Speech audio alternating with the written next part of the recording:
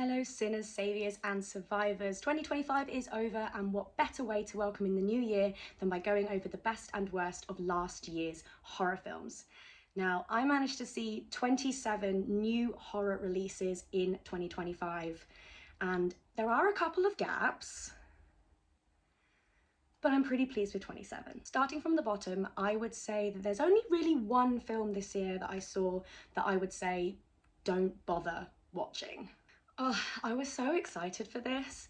I really enjoyed the Fear Street trilogy from Lee Yaniak, which came out a couple of years ago. It was an absolutely breath of fresh air of teen scream, horror, comedy, homage to the different eras that we've had in the past, like 70s and 90s horror, and then doing the folk horror in the third one.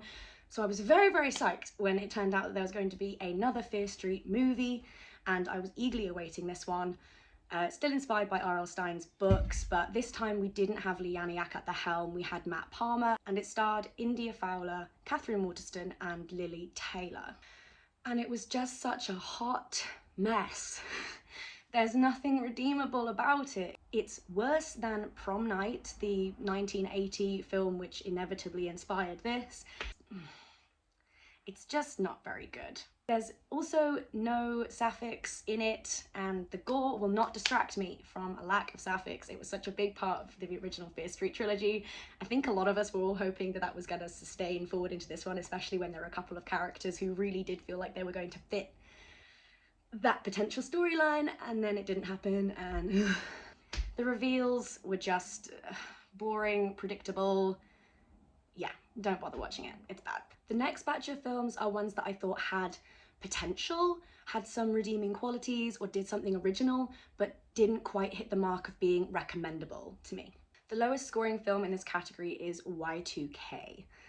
This comes from Kevin Mooney, who wrote and directed it. It also stars Jaden Martell of It fame, Rachel Zegler of Ballad of Songbirds and Snakes, Snow White, etc. Julian Dennison, who is criminally underused. Lachlan Watson, great to see Lachlan in some other stuff. I saw Chilling Adventures of Sabrina with Lachlan in. Also a surprising cameo from Limp Bizkit's Fred Durst. The reason this isn't just in Don't Bother, because overall it's pretty bad. It is very much a B movie. It's very camp, which I love. And I think that's actually a point in its favor, as it started out really camp. The first 20 minutes of this, I was in. I thought that the kind of robotic creature design was actually really cool. It was really gory. It is reasonably funny in places, but the middle of this just drags. It just drags and drags. And it felt like they didn't know what to do with it. It didn't feel like they quite had the right tone. It didn't keep up with its kind of campy fun until very end again. But I did want to give it points for the creature design and for that amazing opening bit. I would say watch the first 20 minutes and then turn it off. Next we have Ash from Flying Lotus. I did see Kuso, which came out in 2017, which is, it's a movie. This was written by Johnny Remler. It stars Eiza Gonzalez and Aaron Paul. Aaron Paul does admirably, and Eiza Gonzalez does admirably with what they're given. The script just isn't particularly good. When it does get going, when it does get weird and goopy and gross, which is what Flying Lotus is really best at, it is quite enjoyable. It is a bit derivative. There's a lot of homages, is being generous, and parodies, taking it too far, and yeah, it just feels like it's taking a lot from other places and not doing anything particularly original, even with its creature design, which is cool, but we've kind of seen it before. The thing, it felt like Flying Lotus, if anything, was holding back too much by my standards, which is weird because I didn't love Kuso, which I think went really, really far in the other direction. But I prefer it when he sticks with the goopy and the gross and the weird, and this just felt too normal up until the third act, when it did actually start to get pretty entertaining. Yeah, mixed bag. Locked was a movie that kind of passed me by. I didn't realize that this movie was coming out. It's a remake of an Argentinian film called 4x4, and it has Bill Skarsgård, who we love, Scream King Bill Skarsgård, and obviously Anthony Hopkins, another Scream King as well. You know, people say this is the one with Pennywise in the back of Hannibal Lecter's car. It is actually a Sam Raimi production. very controversial. Sam Raimi is not my actual favorite. I don't tend to love the Sam Raimi movies, but this concept, you know, it was a remake. It was doing something that has previously been done pretty successfully. I like a lot of the elements of what this was doing. It has that kind of escape room kind of feel to it. It has that battle of wits element, psychological horror, almost like a trap, like Saw, which is my favorite. But it's just a bit dull. Some of the dialogue feels a little bit forced. There is a social commentary that's very much intended in this and was there in the original, but it just wasn't natural the way that it was actually then exposed in the film. It felt like it was a bit clunky. A lot of it just gets a little bit dull and repetitive. It's only an hour and a half movie, but it feels like 2.5 hours, and that's really not what you want. Next we have Until Dawn. I know this one has really been an up and down one on people's recommendations this year. Some people really loved it, some people absolutely hated it. I think it had potential, but I didn't like it particularly.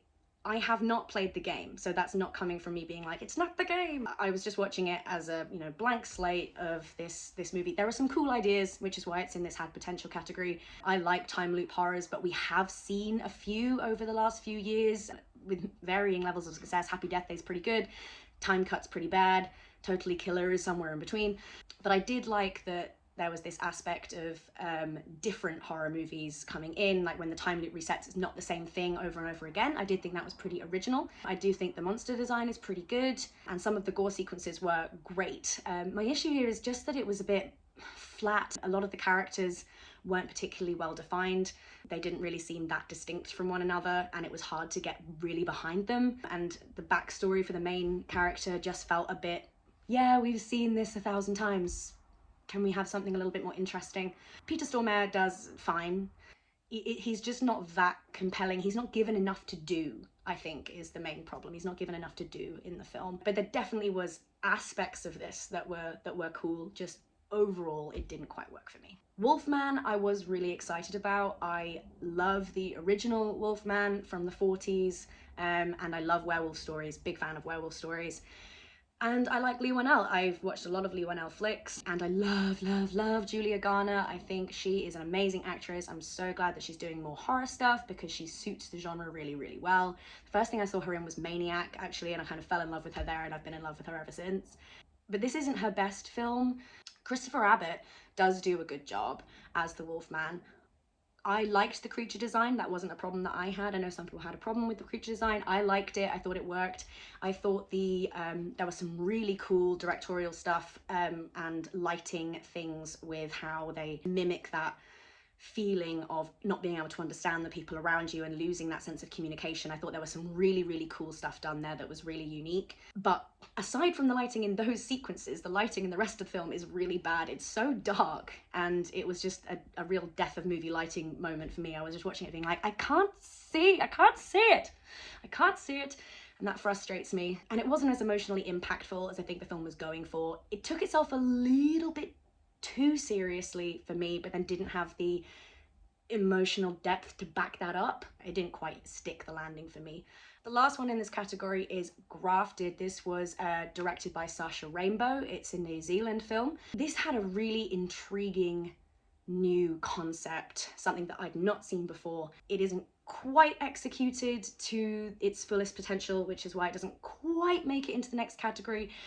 But it is interesting. The concept of this skin grafting, sci-fi horror, and this ability to kind of take on the skin of other people is very, very exciting. Some of the sequences are great. The acting is really impressive, actually, from some of these young actors who are having to play multiple roles. Joanna Sun does great as the protagonist. It just doesn't quite get there. But this has so many great elements that it makes me excited and interested to see what Sasha Rainbow could do next. So I'm keeping an eye out because this was a great start and there is definitely hope for what they might do next. This middle section of movies are movies that I think are worth a watch and that I would say to other horror fans to give a go, but I wouldn't necessarily recommend them to most people. They're good, but they're not great. It makes me really sad to put anything Osgood Perkins this low, and I was really excited for this. I love Tatiana Maslany. I did think she did a great job in this film. Theo James was only okay. He's not my favorite actor. I just don't think his performance is brilliant in this. What is brilliant in this is the gore. The gore is absolutely spectacular. It's phenomenal. There's loads of it. It's quite gratuitous, but it was just the story. It didn't quite get me. The characters, I wasn't that invested in them, unfortunately. It got better towards the end. It just didn't seem like it was committing to being the horror comedy that it really should have been. Maybe some people will disagree and say that it really was effective for them as a dark comedy. It just didn't quite hit for me. Next up is Clown in a Cornfield. I kind of wanted to rate this higher because I had more fun watching it than this ranking gives it credit for. This is Eli Craig, based on the book by Adam Cesare, starring Katie Douglas. I watched this in theatres. I had the choice of going to see this or something much more highbrow, Oscar baity, and I just went, no, I'm gonna go see Clown in a Cornfield.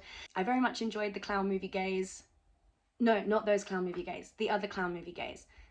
Thank you. This is the first film actually that I've seen in theatres of like a teen horror where I was watching the dad and I was like, oh no, I relate to you. I relate to the dad character now. I'm no longer the young teen protagonist. This movie is really silly. It's kind of demented, but it has some fun characters. I think that's where it works. It has some fun gore and it's not taking itself too seriously. It's not pretending to be anything other than it is. And I think that really works in its favor. It's very camp. It's very over the top, very much feels like an 80s B-movie cult classic. And it's very enjoyable. I liked it. Next up is Presence. This, I think, came out in 2024 in some parts of the world, but it came out in 2025 here in the UK, so that's why it's on this list. Presence is from Steve Soderbergh. This is the movie which is filmed from the perspective of the ghost in the house, and we follow the ghost's perspective through the rooms. It gets a lot of points for doing something that original and that interesting, and I do think there were a lot of really interesting camera choices, and it was a very different way of experiencing the kind of haunted house story. The issues I had with this were mostly in the script. There were a couple of plot pieces that were picked up and then dropped and never came back, which really bugged me. I do think it is memorable, and I do think that the A plot I think is satisfying. It was just the kind of like the B plots and the subplots. It just felt like it was padding. I didn't really feel like it was adding to the story at all, particularly. It didn't quite all come together. It didn't feel very cohesive, and it didn't feel very tight. While the filming from the perspective of the ghost is really interesting, it does also limit you in ways. Gets points for originality, but didn't quite elevate to the level of being great. Another movie now, which is filmed from an interesting perspective, and that is Good Boy. This is filmed from the perspective of the dog. And Indy the dog might be the cutest, patootest puppy ever. Oh my gosh. Oh, so adorable. Considering this dog as well has not acted before, this dog does an amazing job. It's the director's dog. This dog kills it. I felt everything the dog was conveying, and the dog had a lot of range. There aren't very many other characters at all. It's mostly Shane Jensen, but even Shane Jensen, you never really see his face until the end. From the dog's perspective, everything's kind of in shadowed. People aren't recognized necessarily by how they look. That's kind of how I interpreted it. Like, the dog knows you through other ways, through how you sound, through how you smell. They did capture that, you know, presence, that perspective of a dog pretty well. I wasn't convinced at first. I thought, would this actually be that different if it was just a kid? But they did start to do things with it that were distinct. This would only work if this is a dog. This is very much so about that specific bond between owner and dog, and they do get that across, and it is emotional, and it did get me a little bit. There's just not quite enough here to fully justify it being a full-length picture. I think this would have been an amazing short, even a short of, you know, 40 minutes or so, but there's just not quite enough to stretch it to the even 75 minutes, which is not that long, but it just doesn't quite have enough there, in my opinion. Death of a Unicorn. Death of a Unicorn comes from Alex Schaffman, and it stars Jenna Ortega and Paul Rudd and Will Poulter and Richard E. Grant. This gets points for the unicorn lore that it actually had in it. It was actually made with what seems like a lot of love, and there was research done into unicorns. A lot of the references and, you know, the art they reference, the books they reference, the stories they reference in it are real stories and real historical documents and historical pieces of art that really do exist. And they really did pull from that and demonstrate that there's a lot of untapped potential in unicorns, which is fun and different, and I enjoyed that a lot. And Will Poulter absolutely carries this film on his back. Without Will Poulter, this movie does not work. He is hilarious, and I wanted more of him. Every time he was on screen, I was just like, yes, yes, yes. Jenna Ortega is fine in this. I like her a lot. I think she's very, very talented, and she's done some absolutely spectacular work. I don't think this is her best work. Likewise for Paul Rudd, he's weirdly unlikable in a huge portion of this, but not in a funny way. He does redeem himself kind of like towards the third act. He starts becoming likable again, and I'm like, there he is, that's my guy. Also, the gore in this is very fun. It does go very splatter with the gore, which I appreciate very much. It loses points because, yes, it's social commentary, but it's so heavy-handed. It's like beating you around the face with it, and it's not funny enough for that to be okay. If it was funnier, you could get away with it, but it's not, so then it just kind of feels like, yeah, okay, I get it. Opus is a really weird one. It's objectively well made. That's a big point in its favor. It's objectively well made, it's well shot, it's well directed. The filmmaking behind it is great, and it looks great. Ayo Edebiri is charming as always. I really, really like her. And John Malkovich, actually, I thought sold this role really well as this kind of aging pop star from the 80s. Can I believe in this world that he was the #1 entertainer of all time? Maybe that's a smidge of a stretch, but he does have that kind of charisma, and the music he makes, which was done with Nile Rodgers actually, which is really cool. The music's pretty good, so I quite enjoyed that. It just feels like this is just hitting a lot of the same beats that we've seen a lot recently, and people are calling this the Blink Twice, Midsummer, Get Out mashup reboot. And I think it's a shame because although we've done a lot of this stuff before, the actual like cult of celebrity worship thing I do think is untapped, and this was doing that. It didn't go deep enough into that aspect of it. It kind of went much more into the kind of a generic cult, and I wanted much more of that, like Jared Leto kind of what's actually going on with that obsession with a particular celebrity and a particular celebrity's vibe and ethos, and these groupies that can go into those kind of strange dark places. The last 20 minutes is probably the most interesting, maybe last 40 minutes, because that's when it started to go like, wah! But it took a long time to get there, and then it just ends, and I was like, oh, but we were actually getting somewhere. Oh well, never mind. Woman in the Yard is from Jaume Collet-Serra, who I really, really like. This movie gets huge points for the performance by Danielle Deadwyler. She is amazing. She's amazing. And I do think this movie is very bold in its script, particularly in its ending.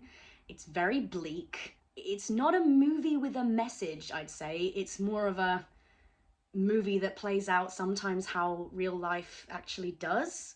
And it's quite horrible in some ways. So yeah, there's definitely a certain group of people that I would not recommend this film to. Okwui Okpokwasili also does a phenomenal job as the woman in the yard. And I do think that the supernatural pieces of this were played out brilliantly. It was scary. I do think it was tense. But again, there's just not enough here that's kind of tipping it above. The Damned is an Icelandic production, actually, from Thordor Paulson. And so I was surprised when it wasn't in Icelandic. When I actually then put it on, I was like, oh, wait, these people are English. It has a really good set of performances. None of them were like big names per se, apart from maybe Siobhan Finneran. But I'd realised as I was watching it, I had seen these people in lots of other films. They're good character actors. This movie is very atmospheric.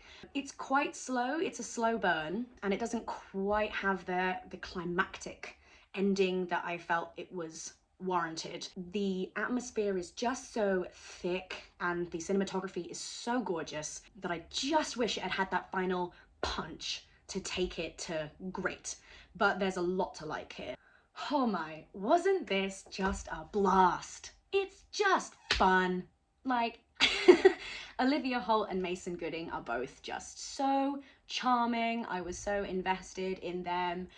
This was such a great horror comedy. It really did know it was a horror comedy. Well, it's a horror rom-com actually, and you don't see a huge number of horrors that are really leaning into being a rom-com, but this does it really well. And you know, is it the most inventive thing in the world? No. Does it need to be? Also, no, I don't think. I think it has enough going for it just by being a genuinely funny, genuinely gory, and genuinely quite sweet horror rom-com. It manages to blend those three genres, so I don't need it to do much else than do that successfully, which it does. And I like holiday horrors. I do think this was a great Valentine's Day horror for anyone who is a horror fan on date night. I would totally recommend Heart Eyes. The last one in this category is 28 Years Later. It is good. It's not great. I really wanted it to be great. And I know a lot of people do think it's great. I'm just not one of them. My problem with this was the tonal shifts. It didn't feel like a 28 movie to begin with. I mean, that's a different point, but it doesn't feel like a 28 movie to me. It feels like its own thing, which is fine, but they put the 28 years later kind of label on it, so that makes me want it to be a 28 movie. Where was the score? That is a big thing. The thing that I really struggled with was just, yeah, the tonal shifts of this. It like decides it's this really kind of gritty survival drama at first, and then it becomes a comedy and goes kind of comedic in the middle, and then all of a sudden it's this deeply emotional like family drama. I was just like, what movie are you making? I just do one thing, or you know, or integrate these aspects better. Yeah, tonally it just felt like it was all over the place. And there's a bit later on, I'm just gonna do a spoiler, so don't watch if you haven't seen the film. The bit where Ray finds his character kills his mom, like drugs him, kills his mom, like by taking her out into the woods like an old dog, and then just comes back and gives the kid who's just woken up from being drugged his mother's skull, and then he goes and puts her on top of the bone temple thing. I burst out laughing, like absolutely belly laughing, could not hold it in, was like trying not to ruin it the moment for anyone else in the cinema. I found it so funny. And I know that was meant to be the big kind of emotional climax of the film. Hilarious. I don't think that was intended. I also do think that there were some odd directing choices in this, editing choices maybe even as well, like the kind of throwbacks where it was doing like old war clips and old medieval clips. It just felt a little bit pretentious to me. I wasn't really into it. For me, the most interesting part of this film, actually, I mean, apart from the kind of where is this going bizarreness of the last 5 minutes, was actually when the Scandinavian, when the Scandinavian guy comes in and he's still operating in the normal real world, like 2025 or whatever it is, and that contrast then between that and Spike's world and Spike's life, I was really interested in that, but they only really did it for like 2 minutes, so I'm kind of hoping that that's going to come back in what's to come. And I am going to go see Bone Temple, and I will go see the one after that. But yeah, I was just confused by a huge portion of this, and I also don't think Aaron Taylor-Johnson was very good, sorry. Okay, now we're getting to the good stuff. Movies that I thought were really great and that I would recommend to most people. The first one is Together, which has Alison Brie and Dave Franco, real-life married couple, playing a married couple with serious codependency issues. This movie was slightly ruined for me, and maybe would have been higher if I hadn't seen the trailer about 7 times through the year earlier as I'd been seeing other horror films. This one got advertised a lot, and I saw all the different variations of the trailer, and it felt like when I watched the film, there wasn't anything left to surprise me. It was still very good, and I still really enjoyed it. And I think the acting was great. I think the script is great. I actually liked the kind of origins and the kind of supernatural culty aspects of this. I thought that really worked. But it did feel like a lot of those set pieces were spoiled, so I was like waiting for them to happen. I need to rewatch this one, and then maybe I'd put it higher because I wasn't watching it for the first time and then being like, yeah, and... But yeah, I do think that they do a great job. I do think Alison Brie and Dave Franco are both extremely talented, and I think this was a very, very successful movie. I watched Companion on a plane, actually, for the first time, and I rated it a little bit higher, and now I've shunted it back down now that I've watched it again. I do still think it's great. I did bump it down just a smidge on a rewatch. It definitely does get better as it goes along, this film. I actually don't like the way it's bookended. I think that opening 5 minutes monologue actually is meh. I personally would take that out, or take out parts of it. I thought it spoiled too much of where the movie was going. But I do think that this is really well acted. I do think Sophie Thatcher is amazing. I loved her in Heretic as well. She's great in Yellow Jacket. She's definitely fast becoming a really great Scream Queen. And Jack Quaid as well, Scream King, love him. They both do great. I actually really love seeing Harvey Guillen and Lucas Gage in this together. I think they actually were really adorable in this. And I think there are some really cool sci-fi aspects to this. I think they played around with what their concept was as well as they could. I liked that this was really bright, and I liked the setting a lot. I think the motivations and the logic is where this kind of falls down, and it is a little bit slow to kind of get going. It's really hard to describe this movie to people without spoiling that kind of initial, what is essentially the initial twist of the film. But it doesn't happen until like 40 minutes in. It's good. It's great. I was thrilled that there was a new Final Destinations movie. And I was even more thrilled that it was this much fun. I mean, they're all fun. They're all great fun, but this just captures everything that you want a Final Destination movie to be. It is hilarious. It is really bloody. It is gory. There is some great set piece kills. There's the sequences where, oh, this is happening and then that's happening, and the chain reaction. You've obviously got Tony Todd back in his final film performance, and he gives a really touching goodbye to horror and to us and the world, and oh god, I'm gonna miss him so much. But yeah, this just did everything right. There's just 10 out of 10 no notes for a Final Destination film. A Final Destination film in general is not going to be, I don't know, for me, is probably never going to get to that like upper echelons of best movies of the year. But the rewatchability of this and the fun, it's exactly what I wanted it to be. I don't think I would change anything about it. Also, piano, hilarious. Next, we have the new Frankenstein from Guillermo del Toro. I really loved this. I know that some people have issues with it. I would say my only complaint about this is that I think Mia Goth is underused. I wanted more Mia Goth. She is radiant, and her character was so interesting, and the relationships that her character has in the film are so interesting. I just wanted to see more of that. I also am not a huge fan per se of the monster being kind of superhuman. I don't think that's necessary more than anything. Like, it was fine, and it definitely made it more kind of fantastical, but I didn't need that aspect of the story. I don't think that necessarily added anything. In terms of this as a Frankenstein adaptation, I think this is great. Like, if I wanted the exact story of Frankenstein, I'd just read it. And we've seen a lot of different iterations of Frankenstein over the years. I love the 1931 adaptation. This is the version that we need today, I think, is the best way that I can put it. I can see exactly why GDT made a lot of the choices that he did.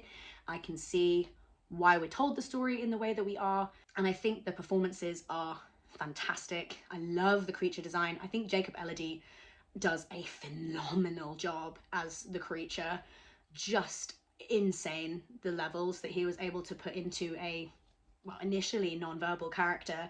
Wow, just a great performance from him. On the whole, I think it's beautiful, obviously. I mean, I love the GDT aesthetic. I did think it was interesting, actually. All the stunts in this, all the sets in this, everything was practical, everything was built, and I really appreciate that.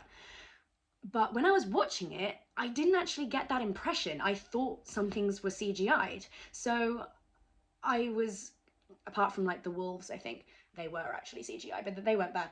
But yeah, there were bits of it where people were being like flung off the ship and stuff that I was like, oh, I thought that was a CGI effect, and it wasn't. So there must be something with the editing or the way that they put that together that it ended up looking like that. Yeah, that was a little strange to me. But I'm really nitpicking now. I could probably talk about this one forever. So let's just say it's great. The last one in this category for me is weapons. I loved this. Really, really, really loved this. It just missed out on being in the top 5. And I wish I could put it up there because it is really, really, really, really good. I love Zach Greger. Barbarian was an absolute treat in 2022, and I'm so glad that this is just as good and still has that same sort of feel to it, with that kind of bait and switch sort of storyline and way of storytelling. But Julia Garner, again, mwah, she is so fantastic in this. Absolutely brilliant. Amy Madigan as Gladys is just off the chain, amazing, love it. Austin Abrams as well gives a brilliant performance.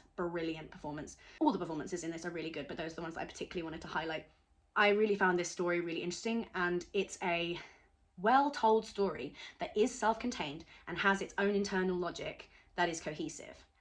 But if you want to then analyze it and interpret it and see it as a metaphor or whatever, then you can. And there are a ton of different interpretations to this. I know Zach Greger's come out and said what his inspirations actually are and what some of those, and there are some kind of clues then to interpreting it in his way. I ended up with my own interpretation of it that I still think works really well, and my friends and who went to go see it had their interpretations, and everyone came out with something slightly different, which I think is fantastic. It's really, really interesting. This is a great one for a film club, film night, where you actually then want to go and talk about the film afterwards and dissect it and really, really get into it. I loved this. What a film. It's not perfect. I do have qualms with it. The chapter storytelling that it does, I feel like sometimes it feels a teeny bit forced, and sometimes we're not quite getting the momentum because we start getting really, really invested in a character and then they're taken away from us and we go into someone else's perspective. And sometimes I found that a little bit cloying and a little bit irritating. But in the end, I was very much satisfied. I did find this a very satisfying watch, and I do think that it is a great movie. Just before we get into the top 5, I just wanted to give a little shout out as well to horror TV, because we also had Stranger Things 5 and It Welcome to Derry this year. Both of these have been brilliant. We've had to wait so long for this. I do think it's been worth the wait, and I'll just about forgive them. But I was most excited for this, and I really, really enjoyed it. I am a huge fan of it. It's one of my favourite of the Stephen King, which obviously comes from a very large library, and I am obsessed with that universe and that world, so I was really, really excited about Welcome to Derry. I do think that it was a great series. It's a great first series. I'm very, very excited for season 2. If you haven't watched this yet and you like that universe and that world, I think they did a great job. Right, here we are. We made it. My top 5 movies of the year. Starting with Bring Her Back. This is from the Philippou brothers, who were behind Talk to Me, which came out a couple of years ago, which was also one of my top movies of that year, if not maybe my favourite movie that year. I think it might have hit that #1 spot of new horror releases that year. This one is in number 5, but I almost wish I could put it higher. There's just a few movies that I loved a little bit more, but I really, really did love this. I think Sally Hawkins is just operatic hollering. Fantastic. What a performance. This is such a nuanced, difficult character to portray, and she does an absolutely exceptional job. The film is brutal and deeply disturbing and uncomfortable the whole way through, and oh, I love that. Sora Wong also does brilliantly, and Billy Barrett does brilliantly. There were a lot of really shocking moments in this in a really, really good way. It's not phenomenally original, but what it does do, it does so freaking well. It's just gorgeous to look at. It is really scary, really scary, and fascinating. It's just compelling. I was just glued to the screen. Well worth a watch. Next, we have another Stephen King. This is The Long Walk. Oh my God. I cried, I think, from about 15 minutes in, and then I did not stop. I just cried the entire way through, and I loved it. When I saw the trailers for this, I turned to my partner and I said, that is either going to be dreadful or one of my favorite movies of the year. And it's one of my favorite movies of the year. The reason this works is the characters, because this premise, we've seen variations on this premise. It's kind of a battle royale, sort of. It's not, in a, kind of arena setup, but this is a battle royale in any other sense of the word. Cooper Hoffman and David Johnson, their acting is spectacular. I mean, there's great acting from everybody in the cast, but the relationship between these two in particular is just so beautifully portrayed. This film looks great. It's really well paced, which I think is a huge point in his favor, because this could become incredibly repetitive and tedious and dull if it was done badly. It's not done badly. It's done, I think, to the best that it could possibly be done. I am a sucker for this kind of movie. I love that kind of battle royale. Everybody's kind of doomed, doomed by the narrative. That is something that always makes me go, yes. It's an absolute cracker of a movie, and it's just a crier. So watch this when you want to feel sad, or remember that you have a big heart in your chest. Okay, at number 3, I have Nosferatu. This came out in 2025 in England, so I'm sorry to anyone who was like, excuse me, we did this last year. I didn't. This is Robert Eggers. I love everything that Robert Eggers has done. The main things I loved about Nosferatu, I really love how much this pays homage to and feels like German expressionism of the 1920s when the original Nosferatu was made. I love the attention to detail, especially in the costuming. I was watching a lot of turn of the century silent films earlier this year as well. The attention to detail on the costuming is absolutely exceptional. There's a particular coat that Willem Dafoe was wearing, and I was like, I've seen that exact coat. It's just gorgeous. Lily Rose Depp does an absolutely phenomenal job, and Bill Skarsgård is just transformed yet again. He is really dynamic, and he just dissolves into the characters that he plays. I'm very impressed with him. Yeah, absolutely love this. We're at the top 2. Okay, in second place, we have The Ugly Stepsister. Oh, Den stygge søsteren. I was blown away by this. This just came out on Shudder, on my Shudder app, and I just thought, oh, that's in Norwegian. I speak Norwegian. I'll give that a go. Oh, and it's a fairy tale Cinderella story from the perspective of the Ugly Stepsister. Okay, and oh, and it's horror. Fun. This should always have been a horror movie. This is everything. It is so good. The body horror aspect of this, it's one of the best beauty as horror films that I've ever seen. It is absolutely beautifully shot. The gothic horror of this, like gothic horror aesthetic, is on point. The acting is fantastic. I love that this is a movie that's centered around women and female relationships. This is just horrifying as well. It is so freaky, and there was a point where I did almost yarf. It was that disgusting, which is amazing.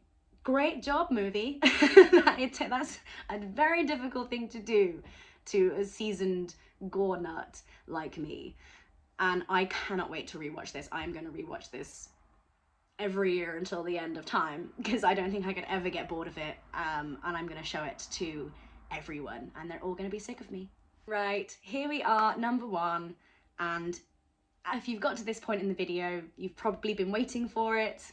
Here it is. I do think it is the best horror movie of the year. Sinners. Sinners is Ryan Coogler and Michael A. Jordan and Michael B. Jordan. And Miles Caton. Oh my God, Miles Caton. That voice, oh, just carved me open. Also, Wunmi Mosaku in this is just beautiful. She is radiant. She just gives the most beautiful layered performance. I mean, everyone does. Everyone in this movie just goes to the absolute top tier of their abilities, of their range, of their talent. I mean, because there's more, like, there's more for people to have to do here. It's not just acting, you know, there's a lot of singing and dancing, and kind of almost a musical sort of feel to this. And then it has that kind of dusk till dawn thing going on, where it starts out being kind of one kind of movie and then it is a vampire movie, but that doesn't feel like a really jarring thing, even though you kind of feel like it should, because there wasn't really vampires like mooted at the beginning. This is just an exceptional movie. This story is just so captivating. The world I was fully invested in. I wanted every inch of this world building, which was done excellently. Like, you really did get a feel for a huge portion of this world, considering most of it only takes place in one location. You really do get a sense of what this entire world really is through this film. Such interesting characters, such interesting relationships. The music is absolutely phenomenal, and the way that the music is used to tell the story, like diegetically and non-diegetically, is just inspired. I'm sure I'm not the only person who's put this as their top horror movie of 2025, but it is very much deserved, and I do think this earns a rank in the top horror echelons forever and for all time. We will still be talking about Sinners 20, 40, 60 years from now. I guarantee it. Guarantee it. Okay, thank you so much if you sat with me through all of that. Please let me know what your favourite horror movies of 2025 were in the comments, and what you're excited to see in 2026. For those of you who have watched some of my stuff before, I know I haven't posted in a while. I am back. I went on tour, and then I moved house, and then I got cats, and then I got engaged, and it was a lot. I didn't have time, but 2026 is going to be more chill. So I have time. I will be here making videos about movies, and I really hope that you'll come with me and we can talk about horror forever, because it's the best genre in the world and we all know it. Okay, lots of love. Bye.